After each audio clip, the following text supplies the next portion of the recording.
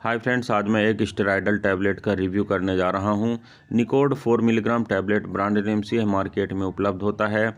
एवरसाइन life sciences private limited के द्वारा इसका प्रोडक्शन किया जाता है। कीमत की अगर बात करें तो 10 टैबलेट्स का एक स्ट्रिप मार्केट में 50 रुपीज़ का उपलब्ध होता है। फ्रेंड्स, अगर अभी तक आपने मेरे चैनल को सब्सक्राइब नहीं किया है तो प्लीज़ चैनल को सब्सक्राइब कर लें, बेल आइकन को भी प्रेस करें ताकि आने वाले सारे वीडियोस के नोटिफिकेशंस आप तक आ जाएं और आप मेरा कोई भी वीडियो को मिस ना करें। अगर आपने इस प्रोडक्ट को इस्तेमाल किया है तो आपके क्या क्या एक्सपीरियंसेस रहे हैं कमेंट सेक्शन पर मुझे लिखकर ज़रूर बताएं। आइए फ्रेंड्स, वीडियो को शुरू करते हैं। सबसे पहले देखते हैं इसकी कंपोजिशन के बारे में। तो फ्रेंड्स, इस टैबलेट में मिथाइल प्रेडनिसोलोन 4 मिलीग्राम की मात्रा में उपलब्ध होता है। अब देखते हैं फ्रेंड्स इस प्रोडक्ट के कुछ वैकल्पिक ब्रांड्स के बारे में। तो फ्रेंड्स, निकोड 4 मिलीग्राम टैबलेट जिसे एबॉट लिमिटेड के द्वारा बनाया जाता है। मेल्सन 4 मिलीग्राम टैबलेट जिसे साइकोट्रॉपिक्स इंडिया लिमिटेड के द्वारा बनाया जाता है। प्रीडेस 4 टैबलेट जिसे माइक्रोलैब्स लिमिटेड के द्वारा बनाया जाता है। सिलोन 4 मिलीग्राम टैबलेट जिसे कोय फार्मास्यूटिकल्स लिमिटेड के द्वारा बनाया जाता है। और ड्यूरालॉन्ग 4 मिलीग्राम टैबलेट जिसे ऑर्गेनिक लेबोरेटरीज लिमिटेड के द्वारा बनाया जाता है। मार्केट पर मिलने वाले जो सेम ब्रांड्स होते हैं फ्रेंड्स, जिसे मैंने अभी आपको अल्टरनेट ब्रांड्स के रूप में बताया है, सेम कंपोजिशन के साथ उपलब्ध होते हैं और इस प्रोडक्ट के न मिलने की स्थिति पर आप परचेस कर सकते हैं। आपको इफ़ेक्ट सेम मिलता है क्योंकि इनके अंदर का जो साल्ट या मॉलिक्यूल होता है वह सेम होता है। अब देखते हैं फ्रेंड्स इस प्रोडक्ट के कुछ प्रमुख इस्तेमाल के बारे में। तो जैसा मैंने पहले आपको बताया है कि यह एक स्टेरॉयडल टैबलेट है और रूमेटाइड के जितने भी डिसऑर्डर होते हैं, जैसे रूमेटाइड आर्थराइटिस या रूमेटाइड के जो अदर भी वेरिएंट्स होते हैं, उनके लिए इस मेडिसिन को इस्तेमाल करने की एडवाइस की जाती है। इसके साथ साथ अस्थमा के केसेस में, सिस्टेमिक लूपस एरिथ्रोमेटोसिस जिसे SLE की डिसीज़ कहते हैं, उसमें भी इस मेडिसिन को इस्तेमाल करने की एडवाइस की जाती है। स्किन डिसीजेस के लिए इस मेडिसिन को लेने की एडवाइस की जाती है। आई डिसऑर्डर के लिए इस मेडिसिन को लेने की एडवाइस की जाती है और कई प्रकार की एलर्जिक कंडीशंस होती है जिसमें भी इस मेडिसिन को लेने की एडवाइस करते हैं। अब देखते हैं फ्रेंड्स इस मेडिसिन के कुछ प्रमुख साइड इफ़ेक्ट के बारे में। तो फ्रेंड्स, अगर आप इसे स्किन पर इस्तेमाल करते हैं लगातार लंबे समय तक टॉपिकल ऑइंटमेंट वगैरह के रूप में अगर आप इसका इस्तेमाल करते हैं तो स्किन आपकी लैक्स हो सकती है, पतली हो सकती है। थिनिंग ऑफ स्किन, यानी इसका पतला करने का जो गुण होता है स्किन को लगातार इस्तेमाल करने से साइड इफ़ेक्ट के रूप में देखा जाता है। इन्फेक्शन का जो रिस्क होता है वह बढ़ने की संभावना होती है अगर आप इस मेडिसिन को लंबे समय तक लेते हैं। और अगर इसका कुछ साइड इफ़ेक्ट होता है तो बोन डेंसिटी, यानी जो हड्डियों का घनत्व होता है, हड्डियों की जो मजबूती होती है, लगातार इसे लंबे समय तक लेने में या मेडिसिन के रिएक्शन या साइड इफ़ेक्ट के रूप में देखा गया है। वजन का बढ़ना, आपके स्वभाव में परिवर्तन का आना और पेट का अपसेट होना इसके कुछ कॉमन साइड इफ़ेक्ट के रूप में देखा गया है। कभी कभी यह भी देखा जाता है फ्रेंड्स कि आपका जो बिहेवियर होता है उसमें चिड़चिड़ापन आ जाता है साइड इफ़ेक्ट के रूप में अगर आप लंबे समय तक इस मेडिसिन का इस्तेमाल कर रहे हैं तो। अब देखते हैं फ्रेंड्स कि इस मेडिसिन को इस्तेमाल कैसे करना चाहिए। तो फ्रेंड्स, नियरली ऑल वीडियोस में मैं आपको बताता हूं कि डॉक्टर के सजेशन के अनुसार ही आपको मेडिसिन का इस्तेमाल करना चाहिए। डॉक्टर के द्वारा सुझाए गए डोज और ड्यूरेशन के अनुसार आपको मेडिसिन का इस्तेमाल करना चाहिए। इस मेडिसिन को साबुत निगलना चाहिए, इसे चबाना, कुचलना, तोड़ना या पीसना नहीं चाहिए। इस मेडिसिन को भोजन करने के पश्चात लेने से गैस्ट्रिक अपसेट होने की संभावना कम हो जाती है। अगर आप इस मेडिसिन को ले रहे हैं तो जो डाइटरी सोडियम सप्लीमेंट्स वगैरह होते हैं उनके साथ आपको इस मेडिसिन को नहीं लेना चाहिए क्योंकि यह कुछ केमिकल इंटरेक्शन के कारण गंभीर प्रभाव उत्पन्न कर सकता है। अब देखते हैं फ्रेंड्स यह मेडिसिन काम कैसे करती है।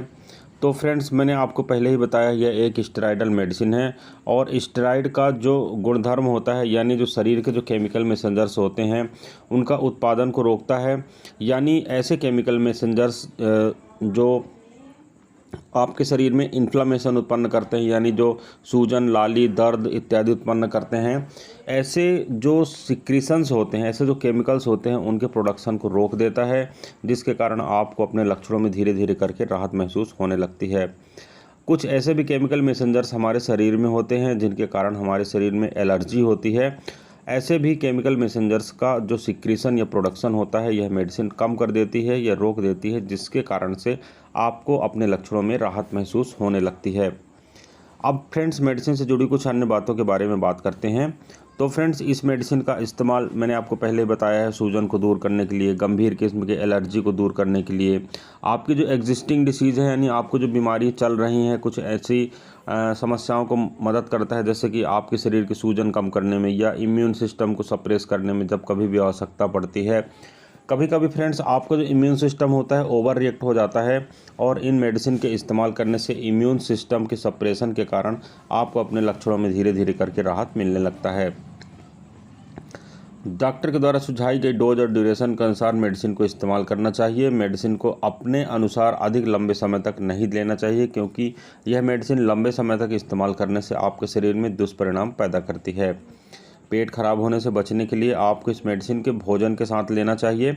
अगर आप इस मेडिसिन को खाली पेट लेते हैं तो आपको गैस्ट्रिक अपसेट की संभावना बढ़ जाती है या आपको गैस्ट्रिक अपसेट्स के चांस बढ़ते हैं।